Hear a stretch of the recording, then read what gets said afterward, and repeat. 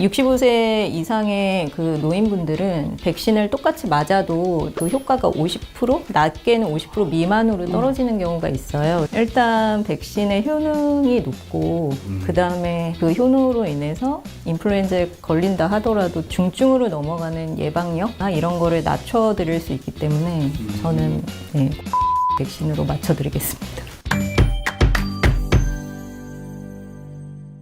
자, 최근 독감이 2016년 이후 최대 규모로 유행을 기록하고 있습니다. 여전히 또 기승을 부리고 있죠. 이 독감으로 인해서 이 폐렴에 걸리게 되면 심하게는 또 사망까지 이르는 우리 뉴스들을 접하면서 정말 공포에 떨기도 한 분들 많이 있었을 겁니다. 특히 65세 이상 고령자분들 독감 위험성이 두드러지고 있는데 이를 예방할 방법은 분명히 있습니다. 최근 의학바이오 기자협회와 심포지엄에서도 노인의 독감 백신 또 사각지대에 대해서 논의한 바가 있는데요. 특도건강 채널 우리 단골 교수님이시죠? 강동 성심병원 감염내과 박소영 교수님 모시고 자세한 이야기 나눠보도록 하겠습니다. 모셨습니다. 네, 안녕하세요. 요즘 바쁘시죠? 요새도 환자분들은 아직 독감 유행이 완전히 끝난 건 아니어서요. 환자분들이 좀 있습니다. 네, 우리 박소영 선생님 얼굴에 살찔 시간이 없어요. 맨날 우리 배싹 말라가지고 내가 볼 때마다 안타까워하고 있습니다. 자, 원래 독감 유행 규모가 유독 컸고 지금도 뭐 안심할 수 없지 않습니까? 또 독감으로 인해서 사망도 늘고 있는데 이 특별한 이유가 좀 있을까요? 예, 몇 가지 이유가 있는데요. 그동안 코로나 시기에 거리두기랑 이제 개인 위생이 강화되면서 사실 인플루엔자 환자 발생 자체가 굉장히 적었거든요. 그 말은 우리가 이제 노출 자체가 적게 되면서 한 번도 노출이 된 적이 이제 몇 년 동안 없다가 갑자기 이제 바이러스가 돌게 되면은 조금씩 노출됐던 사람과 아예 노출이 안 됐던 사람이 바이러스 걸릴 때는 조금 다르거든요. 그 문제가 하나가 있고 질병관리청 보고에 따르면 올해 백신 접종률이 좀 낮았어요. 특히 이제 65세 이상 고령층에서 백신 접종률이 예년보다 낮았거든요. 그것도 영향을 조금은 미쳤을 거고 그 다음에 A형 두 가지가 동시에 같이 돌면서 조금 더 많은 분들이 걸렸던 걸로 알고 있습니다. 네, 맞습니다. 여러분, 그 거리두기와 이게 또 마스크도 저도 잘 안 쓰고 있거든요. 우리 예전 영상 보면 우리 박 선생님도 마스크 끼고 나도 마스크 끼고 같이 마스크 껴서 이렇게 서로가 소통하고 그랬었는데 지금은 마스크 없이 그냥 소통하는 거 봐서는 확실히 감염에 걸릴 가능성이 매우 높아졌다라고 볼 수 있을 것 같습니다.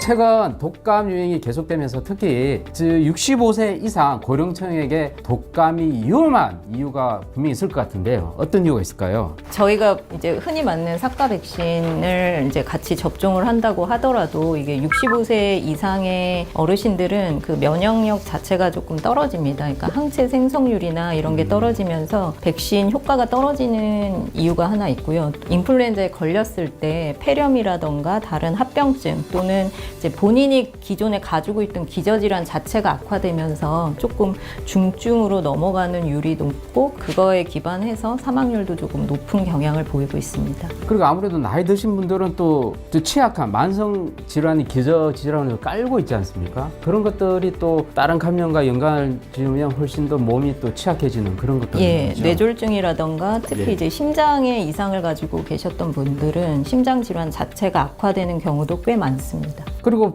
백신을 맞았다고 해서 안심할 수 없는 거죠, 그런 분들은. 65세 이상의 그 노인분들은 백신을 똑같이 맞아도 젊은 층의 경우에는 백신의 효과가 한 75%, 70% 되는데 이제 65세 이상의 어르신들은 그 효과가 50%, 낮게는 50% 미만으로 떨어지는 경우가 있어요. 그래서 백신을 맞았다고 하더라도 100%의 효과는 아니기 때문에 이제 그런 거를 조금 조심하셔야 합니다. 최근에 등장한 이 고령층을 위해 에플렐다 테트라와 같은 고용량 독감 백신, 이거는 기존 백신과 좀 어떻게 다른지 좀 나온 게 있나요? 이제 기존 백신에 있는 항원의 양은 15마이크로그램이거든요. 근데 고용량 백신은 이에 비해서 4배가 많은 60마이크로그램을 포함을 하고 있습니다. 아까 말씀드린 것처럼 이 면역 항체 생성률이나 면역 세포의 기능이 조금 65세 이상 어르신들은 그게 떨어지기 때문에 고용량의 항원을 이제 주입함으로 인해서 그 항체 생성률을 조금 더 높이려고 이제 만들어진 백신입니다. 그 항원을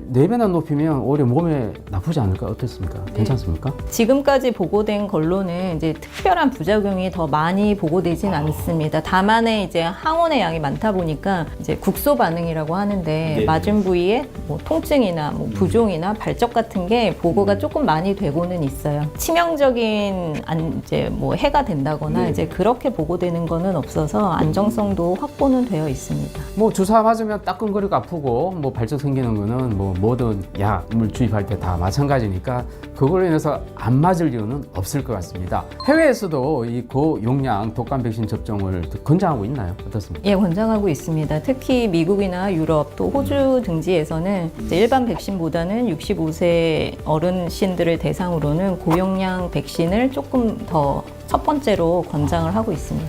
자, 그런데 이 고용량 독감 백신 같은 경우 아직 우리나라에서는 국가 필수 접종으로 혜택이 없다 보니까 좀 비용이 좀 비싼 측면이 있는데 우리 교수님은 만약에 부모님께 놓는다면 어떤 걸 좀 선택할 수 있을 것 같습니까? 저는 고용량 백신을 맞춰드리겠습니다. 특별한 이유가 있습니까?